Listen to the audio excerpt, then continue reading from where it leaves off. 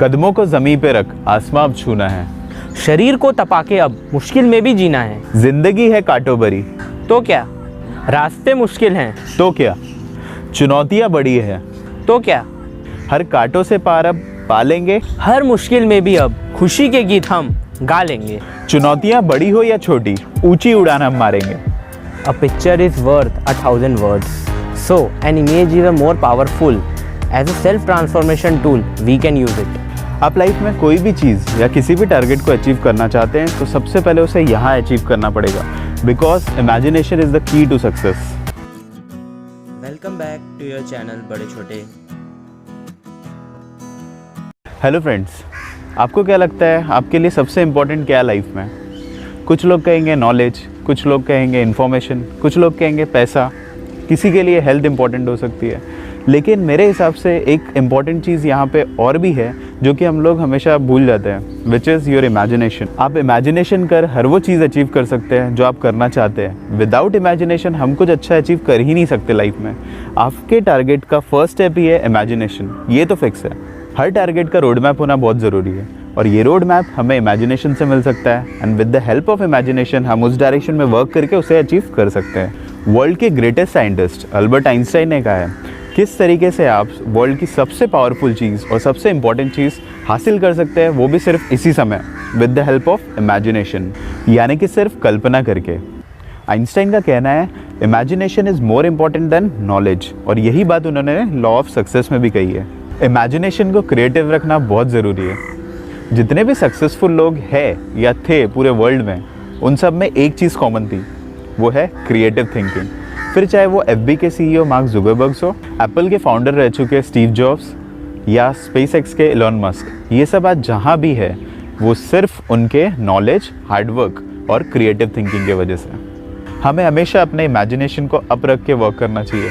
अगर आप अपनी लाइफ को एक न्यू लेवल पे ले जाना चाहते हो, और अगर आप एक बिजनेसमैन हो, अपने ऑर्गेनाइजेशन को एक न्यू लेवल पे ले जाना चाहते हो, या आप एक इंडिविजुअल हो जो अपने करियर को, अपने काम को एक बूस्ट देना चाहते हो, तो आपके पास हमेशा एक टूल अवेलेबल है जो है इमेजिनेशन। अब हम प्रैक्टिकली इसे सिचुएशन में अप्लाई करेंगे। देखिए कैसे। आपकी लाइफ के जो भी प्रॉब्लम्स है उसे एक पेपर में लिख लीजिए, फिर चाहे वो आपके प्रॉब्लम्स बिजनेस से रिलेटेड हो या आपके फाइनेंस से रिलेटेड, एंड फिर उसे इमेजिन करिए जो भी आपके रोल मॉडल्स है जिसे आप फॉलो करते हैं, अगर वो उस सिचुएशन में होते तो क्या करते, उनका अप्रोच कैसे होता है उन प्रॉब्लम्स को लेके। इससे आपको डिफरेंट सॉल्यूशंस तो मिलेंगे ही, आप देख पाओगे कि आपकी थिंकिंग भी क्रिएटिव हो रही है, आप क्रिएटिवली सोच पा रहे हो, और साथ ही आप अपनी लाइफ के चैलेंजेस की वजह से नेक्स्ट लेवल पे पहुंच पा रहे हो। फ्रेंड्स, हम अपने आसपास जो भी चीज़ देख रहे हैं वो सब एक इमेजिनेशन की वजह से।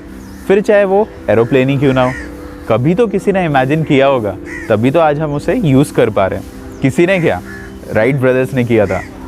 और अब स्टीफन हॉकिंग्स, एक ऐसे साइंटिस्ट जिन्होंने अपनी सारी ज़िंदगी एक व्हील चेयर में बैठ के अपने नॉलेज और अपने इमेजिनेशन का यूज़ करके रिसर्च किया, जिनमें से उनके कुछ इंपॉर्टेंट टॉपिक्स थे law of black hole dynamics and Hawking's radiation. अब हम इमेजिनेशन को कैसे डेवलप करें फ्रेंड्स, आइए देखते हैं। हमारे पास दो सबसे पावरफुल चीज़ें हैं, एक है इमेजिनेशन, दूसरी है विजुअलाइजेशन। इन दोनों को अगर हम मिला दें तो दोनों को मिलाने से एक क्रिएटिविटी क्रिएट हो जाती है। इमेजिनेशन एक टाइप की प्रोग्रामिंग है जिससे हम अपने सबकॉन्शियस माइंड को ये बताते हैं कि हमारा फ्यूचर किस तरीके का होना चाहिए। एक बार ये क्लियर हो जाए, फिर हमारा सबकॉन्शियस माइंड हमारे फ्यूचर के लिए उस डायरेक्शन में प्रिपेयर करना स्टार्ट कर देता है। Imagination makes it possible to experience the whole world inside the mind, but remember one thing, without implementation imagination is useless. So thank you so much.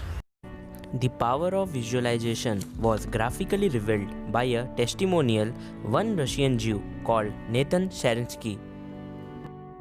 He was a Jew living in Russia. He was accused of being an American spy and thrown into jail. He described the condition in jail. For 400 days, he was in Siberian jail. His prison cell was 4 feet by 3 feet where he used to live. Now, in such a small place, your body will start deteriorating due to lack of exercises, and your mind will also start deteriorating. He had this will to remain alright. Of course, for his body, he do some anti-gravity exercises, but what to do for the mind? As a child, he was fond of chess. So he said, I will play the chess in the mind. Now you keep 64 squares in your mind. It will become a big gymnastic. So every day he used to play chess in his mind. But now with whom to play? So he would say, why not play with the world champion?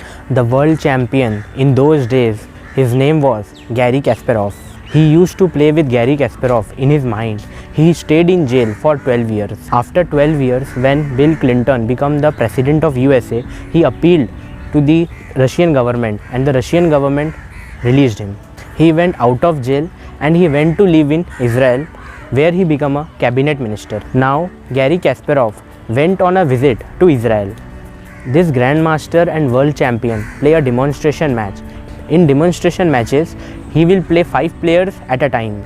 Now on this day, Garry Kasparov was playing against 5, 1 against 5. He defeated 4 of them, but he lost to one person. That person was Nathan Sharansky. The reporter asked him, "Sir, how did you defeat the world chess champion?" "You are not anything," he said. "You know, 12 into 365 days. I was defeating him every day in my mind. So I had got programmed. To defeat him was the most natural thing to me. Like as you keep typing, it become natural for you. So to defeat him was the most natural thing because he has visualized it again and again and again. He has programmed his subconscious for the victory against world chess champion." This is the power of visualization. Our goal is to purify the mind. To purify the mind, just chant the name of God. But this tool is weak. If we can learn the art of visualization, we will have a tool which is 1000 times more powerful than just chanting the name of God. One philosopher used this power to heal himself. His name was Norman Cousins. He wrote a book called Anatomy of an Illness. He was diagnosed with leukemia, which is blood cancer. He said, "I will tap into the power of my mind. This is mind over matter."